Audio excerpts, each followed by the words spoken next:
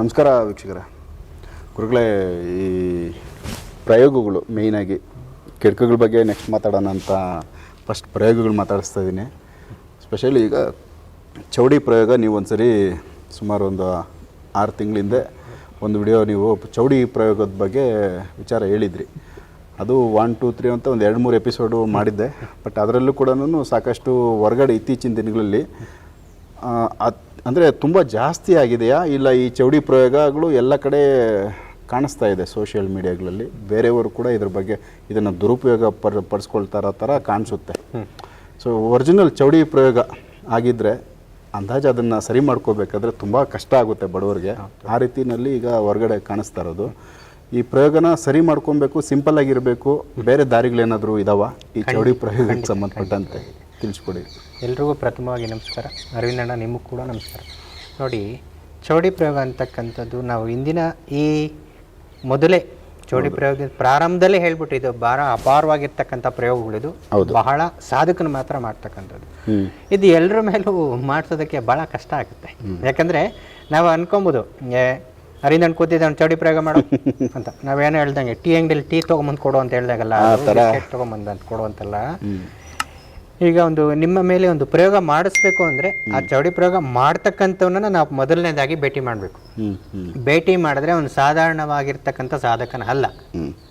ಅದಕ್ಕೆ ಆಗ್ತಕ್ಕಂಥ ಮೂಲಿಕೆಗಳಾಗ್ಬೋದು, ಆಗ್ತಕ್ಕಂಥ ಕೆಲವೊಂದು ಭಾಷಣಗಳು ಅವೆಲ್ಲ ಕಲೆಕ್ಟ್ ಮಾಡ್ಕೊಂಬರೋಷ್ಟರಲ್ಲಿ ಲಕ್ಷಾಂತರ ರೂಪಾಯಿ ಖರ್ಚಾಗುತ್ತೆ ಒರಿಜಿನಲ್ ಮಾಡಬೇಕಾದ್ರೆ. ಇವರು ಸುಮ್ಮನೆ ಯಾರೋ ತರವಿಲ್ದವ್ನು ಯಾರನ್ನೋ ನೋಡಿಕೊಂಡು ನಿಮ್ಮ ಮೇಲೆ ಚೌಡಿ ಪ್ರಯೋಗ ಆಗಿದೆ ಅವನ 6 ಲಕ್ಷ ಕೊಟ್ಬಿಟ್ರೆ ಲೇವೇ ಸೆಟ್ಲ್ ಆಗ್ಬಿಡ್ತಾವ, ನೀವು ಸವಾಸಕ್ಕೆ ಬರಲ್ಲ.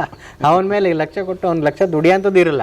ಯಾರೋ ಹೇಳ್ತಿದ್ದಾರೆ ಅವನ ಮನೇಲಿ ಊಟ ಕೂಡ ಇರಲ್ಲ ತಿನ್ನೋದಕ್ಕೆ. ಅವನು ಹೇಳ್ತಿದ್ದೆ ಇವ್ನು ಬಂದು ನನ್ನ ಮೇಲೆ ಚೌಡಿ ಪ್ರಯೋಗ ಮಾಡಿದ್ದಾನೆ ನೋಡಿ ಅಂತ ಹೇಳ್ತಾರೆ. ಅವ್ರ ಮುಖ ನೋಡಿದ್ರೆ ಅವ್ನ ಕೇಳ್ಬಿಟ್ರೆ ಅಯ್ಯೋ ನನಗೆ ಊಟನೇ ಇಲ್ಲ, ಇನ್ನು ಪ್ರಯೋಗ ಎಲ್ಲಿ ಮಾಡ್ಸಕ್ ಹೋಗೋಣ ಅಂದ್ರೆ ಮಾಡ್ಸೋನ್ಗೆ ಆ ಶಕ್ತಿ ಬ್ಯಾಕ್ ಗ್ರೌಂಡ್ ಇರಬೇಕು, ಬೇಕೇ ಬೇಕು. ಯಾಕಂದ್ರೆ ಹಣ ಬಲ ಬೇಕು, ದುಡ್ಡು ಅವಶ್ಯಕ. ಫ್ರೀ ಕಲಿಯುಗದಲ್ಲಿ ಅದರಲ್ಲೂ ಫ್ರೀ ಮಾಡ್ತಕ್ಕಂಥ ವಿದ್ಯೆಗಳೆಲ್ಲ ಇದು. ಓಕೆ, ಖರ್ಚಾಗುತ್ತೆ, ಭಾಳ ಖರ್ಚು ಮಾಡಿ ಮಾಡ್ತಕ್ಕಂಥ ವಿದ್ಯೆ ಇದು. ಯಾರಂದ್ರೆ ಅವ್ರು ಆಗ್ಬಿಟ್ಟಿದೆ, ಹಿಂಗಾಗ್ಬಿಟ್ಟಿದೆ, ಹಂಗಾಗ್ಬಿಟ್ಟಿದೆ ಅಂತ ಒಂದು ಊಹೆಗಳ ಒಳಗೆ ಆಗ್ತಾರೆ. ಅವರೇ ಒಂದು ನಿರ್ಧಾರಗಳು ತಗೊತಿದ್ದಾರೆ, ಆಗಿದೆ ಆಗಿದೆ ಆಗಿದೆ ಅಂತೇಳಿ. ಅದು ಆಗ್ತಕ್ಕಂಥದ್ದು ಬಹಳ ಕಠಿಣವಾಗಿರ್ತಕ್ಕಂಥ ಪ್ರಯೋಗ. ಅದು ಫಸ್ಟು ಆ ಪ್ರಯೋಗ ಆಗ್ಬಿಟ್ರೆ ಸಿಂಪ್ಟಮ್ಸು ಬಹಳ ಹೆಚ್ಚಾಗಿರುತ್ತೆ, ಬಹಳ ಹೆಚ್ಚಾಗಿರುತ್ತೆ. ಇದನ್ನ ಇವರು ಇದೇ ರೀತಿ ಭಾವನೆಗಳನ್ನ ತಗೊಂಡ್ಬಿಡ್ತಾರೆ ಅವರು. ಈಗೇನಾಗಿರುತ್ತೆ, ಒಂಚೂರು ತಲೆನೋವು ಬರ್ತಿದ್ರೆ ಓ ನನಗೆ ಮೈಗ್ರೇನ್ ಬಂದ್ಬಿಟ್ಟಿದೆ ಮೈಗ್ರೇನ್ ಅಂತ ವಿಚಾರಕ್ಕೆ ತಗೊಂತಾರೆ. ಅಂದ್ರೆ ಇವರು ವೆಲ್ಕಮ್ ಮಾಡ್ತಾ ಇದಾರೆ, ಆಹ್ವಾನ ಮಾಡ್ಕೊತಾ ಇದಾರೆ ಅಂತ ಆ ರೀತಿ ಮಾಡ್ಕೊಂಡು ಇವರೇ ಹೇಳ್ತಾರೆ. ನಮ್ಮ ಹತ್ರ ಈಗ ಕೆಲವರೆಲ್ಲ ಬರ್ತಿರ್ತಾರೆ, ಇಲ್ಲ ನನಗೆ ಇದೇ ಆಗಿರೋದು ಚೌಡಿ ಪ್ರಯೋಗ ಆಗಿದೆ ನೋಡಿ ಅಂತ ಹೇಳ್ತಾರೆ. ನನಗೆ ಹೇಳ್ತಾರೆ ಅವ್ರು ನಾವು ಏನೇ ಮಾತಾಡೋದಕ್ಕೆ ಬಿಡೋದಿಲ್ಲ. ಓಕೆ, ಅಂದ್ರೆ ಅವ್ರು ಡಿಸೈಡ್ ಆಗೋಗಿದ್ದಾರೆ ಅಂತ ಅವ್ರು ಹೇಳಿ ಇಲ್ಲ ನಿಮ್ಗೆ ಈ ತರ ತೊಂದರೆ ಇಲ್ಲ, ನನಗೆ ಮಾಡಿದ್ದಾರೆ. ನಿಮ್ದು ಏನಕ್ಕೋಸ್ಕರ ಮಾಡಿದ್ದಾರೆ? ನನ್ನ ಮನೆಯದ 20,000 ಅದಕ್ಕೆ ಚೌಡಿ ಪ್ರಯೋಗ ಮಾಡಿ. 20,000 ಮನೆಗೆ ಅವನು 1 ಲಕ್ಷ ಖರ್ಚು ಮಾಡಿ ಮಾಡ್ತಾರ? ಆಗಲ್ಲ. ಅದನ್ನು ಕೂಡ ಒಂದು ಸ್ವಲ್ಪ ನಾವು ಯೋಚನೆ ಮಾಡ್ಬೇಕು. ಯಾಕಂದ್ರೆ ಎಲ್ಲರೂ ಕೂಡ ನಾವು ಯಾಕೆ ಈ ತರ ಹೇಳ್ತಿದ್ದೀರಿ ಅಂತ ಹೇಳಿದ್ರೆ ಎಲ್ರಿಗೂ ಚೌಡಿ ಪ್ರಯೋಗ ಮಾಡೋಕೆ ಸಾಧ್ಯವಿಲ್ಲ, ಅಷ್ಟು ಖರ್ಚುಗಳು ಮಾಡಿ ಸಾಧ್ಯವಿಲ್ಲ. ಅದಕ್ಕೋಸ್ಕರ ಒಂದು ಈ ಚೌಡಿ ಪ್ರಯೋಗನ ನೀವು ಯಾವ ರೀತಿ ಪರಿಹಾರ ಮಾಡ್ಕೊಬೋದು ಅಂತಲೂ ಕೂಡ ಹೇಳಿದ್ರಿ. ಇದನ್ನು ಕೂಡ ಅಂದರೆ ಬಹಳ ಸಮಯ ತಗೊಳುತ್ತೆ, ಇದು ಬಹಳ ಸಮಯ ತಗೊಳುತ್ತೆ. ನಾವೇ ಕೂಡ ಸರಿ ಮಾಡ್ಕೊಳ್ಬೋದು. ಸೊ ಇದು ಆಪ್ಷನ್ ಇದೆ, ಖಂಡಿತವಾಗಿದೆ.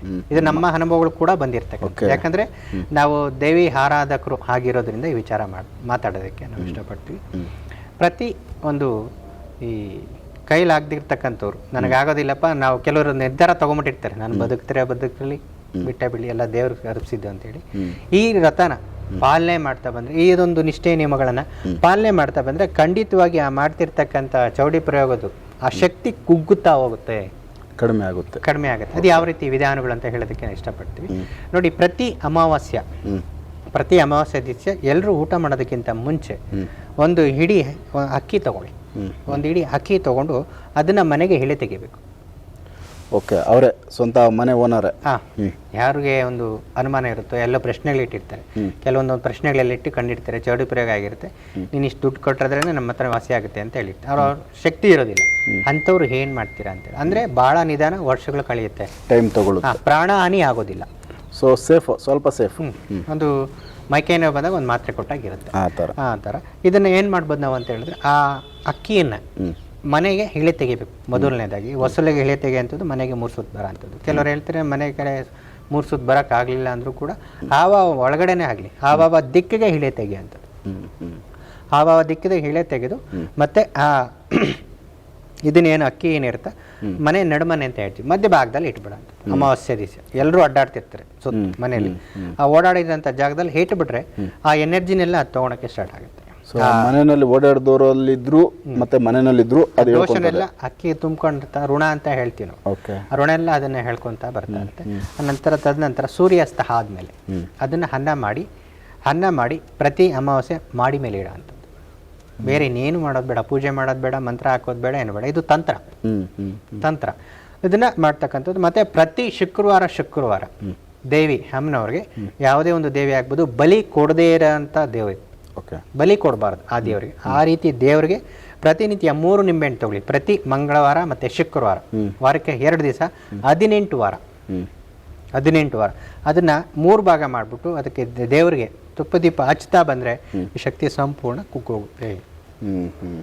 ಇದು ಹೆಚ್ಚಾಗಿ ಮಂತ್ರಕ್ಕೆ ನೀಡ್ಕೊಂಡು ಎಲ್ಲೋ ಅಲ್ಲಿ ಕಟ್ ಮಾಡಿ ಇದನ್ನ ಮಾಡಿ ಅದೆಲ್ಲ ಬೇಗ ಆಗ್ಬೇಕಂದ್ರೆ ಈ ರೀತಿ ಸ್ಪೀಡ್ ಆಗಿ ರಿಸಲ್ಟ್ ಬೇಕಂದ್ರೆ ವೈದ್ಯರನ್ನ ಸಲಹೆ ಬೇಕಾಗುತ್ತೆ. ಆ ರೀತಿ ಇರುತ್ತೆ. ಇದನ್ನ ಇಲ್ಲ ಯಾರಿಗೂ ಬೇಡ, ನನಗೆ ಆಸಕ್ತಿ ಇಲ್ಲ, ನಂತರ ಅದ್ರಲ್ಲಿ ಹೋಗೋ ಅಂತ ಶಕ್ತಿ ನಮಗಿಲ್ಲ ಅಂತ ಹೇಳಿದಾಗ ಈ ರೀತಿ ಮಾಡ್ತಾ ಬಂದ್ರೆ ಒಟ್ಟು 1 ವರ್ಷ 12 ಅಮಾವಾಸ್ಯೆ ಮಾಡ್ಬೇಕಾಗ್ತದೆ. ಸೊ ಹಂಗಾಗಿ ಸ್ವಲ್ಪ ಟೈಮ್ ತಗೊಳುತ್ತೆ, ಖಂಡಿತವಾಗಿ ಒಂದು ಫಲಿತಾಂಶ. ನೀವು ಹೇಳಿದ್ರಿ ಮನೆ ಮೇಲೆ ಒಂದು ಅನ್ನ ಮಾಡಿ ಇಡೋದು ಅಕ್ಕಿನಲ್ಲಿ. ಆ ಅನ್ನ ಯಾರಿಗೆ ಇಡೋದು? ಯಾರಿಗೂ ಬೇಡ, ನೀವು ತಗೊಂಡೋಗಿ ಇಟ್ಬಿಡಿ. ಇಲ್ಲಿ ಆ ದುಷ್ಟ ಶಕ್ತಿಗಳು ಪ್ರಯೋಗಗಳು ಏನಿರುತ್ತೋ ಅದನ್ನ ಆಹ್ವಾನ ಮಾಡಿ ಆ ಊಟ ತಿನ್ನುತ್ತೆ ಅಂತ ನಮ್ಮ ಉಲ್ಲೇಖಗಳು ಮಾಡಿರ್ತಕ್ಕಂಥ. ಕೆಲವು ಯಾವ ಪ್ರಯೋಗ ನಮ್ಮ ಮೇಲೆ ಆಗಿರುತ್ತೋ ಅವುಗಳಿಗೆ ನಾವು ಊಟ ಹಾಕ್ದಂಗೆ, ಶಾಂತಿ ಆಗ್ತಂಗೆ.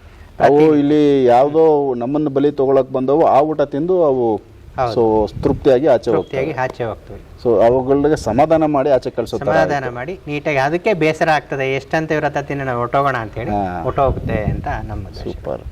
ಸೊ ಇದೊಂದು ತುಂಬ ಗೌಪ್ಯವಾದ ವಿಚಾರ. ಇದು ಹೊರಗಡೆ ಈ ಥರದ್ದು ಯಾರು ಇದ್ರ ಬಗ್ಗೆ ತಿಳಿಸಿರಿಲ್ಲ, ಮತ್ತು ಇದೊಂದು ಪರಿಹಾರದ್ದು ದಾರಿ ಇದೆ ಅಂತಲೂ ಗೊತ್ತಿರಲಿಲ್ಲ. ಇದು ಬರೀ ಚೌಡಿ ಪ್ರಯೋಗಕ್ಕೆ ಮಾತ್ರನಾ? ಇಲ್ಲ ಮಾತ್ರ ಬೇರೆ ಕೆಡಕೆಗೆ ಸಂಬಂಧಪಟ್ಟಿದೆ. ಯಾಕಂದ್ರೆ ಒಂದೊಂದಕ್ಕೆ ಒಂದೊಂದು ವಿಧಾನ ಇದೆ. ಅವಾಗಲೇ ಹೇಳಿದ್ರೆ ನಿಮ್ಮ ಬಗ್ಗೆ ಬಚ್ಚಣಿಗೆ ದೇವರಿಗೆ ಒಂದೊಂದು ವಿಧಾನ ಇದೆ. ಒಂದೊಂದು ಪ್ರಯೋಗ ಮಾಡಿದಾಗ ಒಂದೊಂದು ಇದೆ. ಈಗ ನಿಮ್ಗೆ ಜ್ವರ ಬಂದಾಗ ನಾವು ಬರೀ ಒಂದು ತಲೆನೋವು ಮಾತ್ರೆ ಕೊಟ್ಟರೆ ವಾಸಿ ಆಗಲ್ಲ, ಜ್ವರ ವಾಸಿ ಆಗಲ್ಲ. ಅದಕ್ಕೆ ಜ್ವರಕ್ಕೆ ಯಾವ್ಯಾವ ತಕ್ಕದ ಮಾತ್ರೆ ಹಾಕ್ಬೇಕು ಅದನ್ನೇ ಹಾಕ್ಬೇಕು. ಚೌಡಿ ಪ್ರಯೋಗ ಇದ್ದಾಗ ಮಾತ್ರ. ಎಲ್ಲರೂ ಕೂಡ ಈ ಪ್ರಯೋಗ ಮಾಡೋದು ಬೇಕಾಗಿಲ್ಲ. ಚೌಡಿ ಪ್ರಯೋಗ ಆಗಿದೆ ಅಂತ ನೀವು ಖಚಿತ ಆದ್ಮೇಲೆ ಖಚಿತ ಅವರೇ ಮಾಡ್ಕೊಳ್ಬೇಕಂದ್ರೆ ದಾರಿ ಇದೆಯಾ? ಪ್ರಶ್ನೆ ಮುಖಾಂತರ ಮಾಡ್ಬೇಕಾಗತ್ತೆ. ಎಲ್ಲಾದ್ರೂ ಒಂದ್ ಕಡೆ ಹೋಗಿ ಪ್ರಶ್ನೆ ಹಾಕ್ಬೇಕಾಗತ್ತೆ. ಅದು ಪ್ರಶ್ನೆ ಮುಖಾಂತರನೇ ಕಂಡಿಡಿಯಕ್ಕಾಗಂತ ಚೌಡಿ ಪ್ರಯೋಗ. ಇಲ್ಲಾಂದ್ರೆ ಹಾಗೆ ಏನಾದ್ರು ಈಗ ಮಾಡೋಣ ಹಾಗೆ ಮಾಡೋಣ ಅಂತ ಹೇಳಿದ್ರೆ ಅದು ಚೌಡಿ ಪ್ರಯೋಗ. ಇನ್ನೊಂದು ಉಪಾಯ ಕೂಡ ಮುಂಚೆ ಹಿಂದಿನ ಇದರಲ್ಲಿ ಕಾರ್ಯಕ್ರಮದಲ್ಲಿ ಹೇಳಿರಿ, 4 ದಿಕ್ಕಲ್ಲಿ ಅಕ್ಕಿ ಇಟ್ಟು ಯಾವ್ದ್ರಲ್ಲಿ ಚೆಲ್ಲಿ ಇರುತ್ತೆ ಅಂತ, ಅದರಲ್ಲೂ ಕೂಡ ಕಂಡಿಡಬಹುದು. ಅದು ಸ್ವಲ್ಪ ವಿದ್ಯೆಗಳು ವೈದ್ಯರು ಮಾಡ್ಬೋದು, ಕಾಮನ್ ಪರ್ಸನ್ಗೆ ಅದು ಕಷ್ಟ ಆಗ್ತದೆ. ಬೇಡ, ಅದು ತಿಳ್ಕೊಂಡು ನೀವು ಪರಿಹಾರ ಸಿಗ್ಲಿಲ್ಲ ಅಂದ್ರೆ ಈ ರೀತಿ ಪರಿಹಾರ ಮಾಡ್ಕೊಂಡು. ಸೊ ಇದು 1 ವರ್ಷ ಆಗುತ್ತೆ. ಸಪೋಸ್ 1 ವರ್ಷ ನಾವು ಈಗ ಮಾಂತ್ರಿಕರ ಹತ್ರ ಹೋದ್ರೆ ಈ ಚೌಡಿ ಪ್ರಯೋಗನ ಸರಿ ಮಾಡ್ಕೋಬೇಕಾದ್ರೆ ಎಷ್ಟು ಸಮಯ ತಗೋಬಹುದು? ಸಮಯ ನಿಮ್ಗೆ ಕಮ್ಮಿ ಅಂದ್ರೂ ಕೂಡ ಒಂದು 2 ರಿಂದ 3 ತಿಂಗಳು ಬೇಕೇ ಬೇಕು. ಅದು ಕಟ್ನಿಟ್ಟಾಗಿ ಮಾಡಿ ಆ ಸಮಯನ ಪಾಲನೆ ಮಾಡ್ಕೊಂಡು ನಾವು ಅನ್ಕೊಂತೀವಿ ಒಂದೇ ಸಲ ಕ್ಲಿಯರ್ ಆಗುತ್ತೆ ಅಂತ. ಚೌಡಿ ಪ್ರಯೋಗ ಯಾವುದೇ ಕಾರಣಕ್ಕೂ ಒಂದೇ ಸಲ ಕ್ಲಿಯರ್ ಆಗೋದು ಕಷ್ಟ ಇರುತ್ತೆ. ಯಾವತ್ತೂ ಕೂಡ ಒಂದು ಹಂತವಾಗಿ ಕೊಲೆ ಮಾಡ್ಬೇಕದನ್ನು. ಆ ಶಕ್ತಿಗಳನ್ನ ಕೊಲ್ಲೋ ಅಂತ ಶಕ್ತಿಗಳು ವಿರುದ್ಧ ತತ್ವಿರುದ್ಧ ಅಂತ ಏನು ಹೇಳ್ತೀವೋ ಅದಕ್ಕೆ ತತ್ವಿರುದ್ಧವಾಗಿ ಮಾಡಿ ಅದನ್ನ ವೀಕ್ ಮಾಡಿದಾಗ ಮಾತ್ರ ಅದು ಚೌಡಿ ಪ್ರಯೋಗ ಬೇಗ ಕ್ಲಿಯರ್ ಆಗೋಂಥದ್ದು. ಸೊ ವೀಕ್ಷಕರೇ, ಚೌಡಿ ಪ್ರಯೋಗಕ್ಕೆ ಸಂಬಂಧಪಟ್ಟಂತೆ ಹೊರಗಡೆ ಸಾಕಷ್ಟು ವಿಚಾರಗಳು ಹರಿದಾಡ್ತಾ ಇದೆ. ಬಟ್ ಇದು ಕೂಡ ಪ್ರಾಕ್ಟಿಕಲಾಗಿ ತಾವೇ ಮಾಡ್ಕೊಳ್ಳೋ ಅಂಥ ಒಂದು ವಿಧಾನ ಅಂತ ತಿಳಿಸ್ಕೊಟ್ಟವ್ರೆ ಬ್ರಹ್ಮಯ್ಯ ಗುರುಗಳು. ಸೊ ಯಾರಿಗಾದ್ರೂ ಈ ಶಕ್ತಿ ಮಾಂತ್ರಿಕರ ಹತ್ರ ಹೋಗಿ ಸರಿ ಮಾಡ್ಕೊಳಕ್ಕೆ ಆಗದೆ ಇರೋರು, ಸ್ಪೆಷಲಿ ಚೌಡಿ ಪ್ರಯೋಗಕ್ಕೆ ಮಾತ್ರನೇ ಈ ಒಂದು ವಿಚಾರ, ಇದ್ರ ಬಗ್ಗೆ ಒಂದು ಇನ್ಫಾರ್ಮೇಷನ್ ಕೊಟ್ಟಿರೋದು. ಇದನ್ನು ಬಳಸ್ಕೊಳ್ಳಿ. ಯಾರಿಗಾದ್ರೂ ಇದು ಉಪಯೋಗ ಆಗ್ಬೋದು. ಈ ವಿಡಿಯೋಗಳನ್ನ ಶೇರ್ ಮಾಡೋ ಮುಖಾಂತರ ಅದನ್ನು ನೀವು ಮಾಡ್ಕೋಬೇಕು ಅಂತೇಳಿ ನಾವು ಕೇಳ್ಕೊತೀವಿ. ನೆಕ್ಸ್ಟ್ ಇನ್ನೂ ಬೇರೆ ವಿಚಾರಗಳಿದೆ ಗುರುಗಳ ಜೊತೆ ಮಾತಾಡೋವಂಥದ್ದು. ನೆಕ್ಸ್ಟ್ ಯಾವ ವಿಚಾರ ತಗೊಳ್ಳೋಣ ಗುರುಗಳು? ನೀವು ಈ ಚೌಡಿ ಪ್ರಯೋಗದ ಬಗ್ಗೆ ಇಂದಿನ ಇದರಲ್ಲಿ ಮಾತಾಡ್ತಿದ್ವಿ. ಈ ಮುಂದೆ ಆಗ್ತಕ್ಕಂಥ ಪರಿಣಾಮಗಳ ಬಗ್ಗೆ ಈ ಕೆಲವರು ಹೇಳ್ತಿರ್ತಾರೆ, ನನ್ನ ಮನೇಲಿ ಏನೇ ಅಭಿವೃದ್ಧಿ ಆಗ್ತಿಲ್ಲ, ಯಾಕೆ ಆಗ್ತಿಲ್ಲ. ಕೆಲವರು ಮಾಟ ಇಲ್ಲ, ಮಂತ್ರ ಇಲ್ಲ, ಮದ್ದಿಲ್ಲ, ಯಾವುದಿಲ್ಲ. ಯಾಕೋಸ್ಕರ ನನಗೆ ಇಷ್ಟೊಂದು ದರಿದ್ರ ಕಾಳ್ತಿದೆ. ಕೆಲವರು ಹೇಳ್ತಾರೆ, ನನಗೆ ಎಷ್ಟು ಅಷ್ಟು ಒಳ್ಳೆಯವನ್ನ ನಾನು ಯಾರಿಗೂ ಒಂದು ದ್ರೋಹ ಬಗ್ದಿಲ್ಲ, ಮತ್ತೆ ಯಾರಿಗೂ ಕೂಡ ಒಂದು ನಮ್ಮ ಮನ್ಸಿಗೆ ನೋವು ಮಾಡ್ತಾರಲ್ಲ, ನಮ್ಮ ಅಪ್ಪನೂ ಒಳ್ಳೆಯವರು, ನಾನು ಒಳ್ಳೆಯವನು ಅಂತೆಲ್ಲ ಹೇಳ್ತಿದ್ರು ಕೂಡ ಅವ್ರಿಗೆ ಕೆಲವೊಂದು ಚಿಂತನೆಗಳು ಕಾಡ್ತಾ ಇದೆ.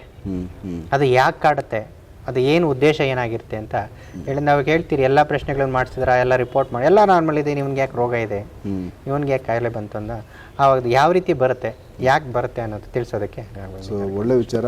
ನೆಕ್ಸ್ಟ್ ಎಪಿಸೋಡ್ ಮಿಸ್ ಮಾಡಿದೆ ನೋಡಿ ವೀಕ್ಷಕರು. ನಮಸ್ಕಾರ. ನಮಸ್ತೆ.